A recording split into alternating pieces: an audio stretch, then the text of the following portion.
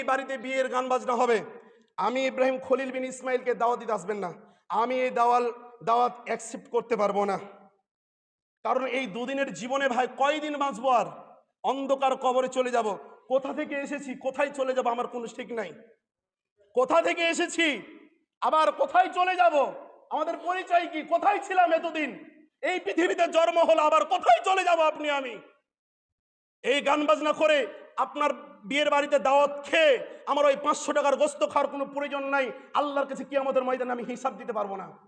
আপনাকে আজকে বলে দিলাম ওপেনলি ভাবে, আমার যে 3টা সমাজ রয়েছে, যদি 3টা সমাজে মেয়েদের বিয়ে হয় আর গান বাজনা করেন, যেহেতু আমি সমাজের হুজুর, আমার দায়িত্ব আছে বিয়ে পড়াতে হবে। আমি বিয়ে পড়াতে যাব, আসরের পরে আমি বিয়ে পড়িয়ে চলে আসব। বিয়ে খাওয়ার জন্য আমাকে কেউ দাওয়াত দিবেন না, আমি যাব না। আর আমার জন্য আপনাদের বিয়ে এটকে থাকবে না। আমি কি? আমি রাজশাহীর ছেলে, আপনাদের এলাকার কেউ না।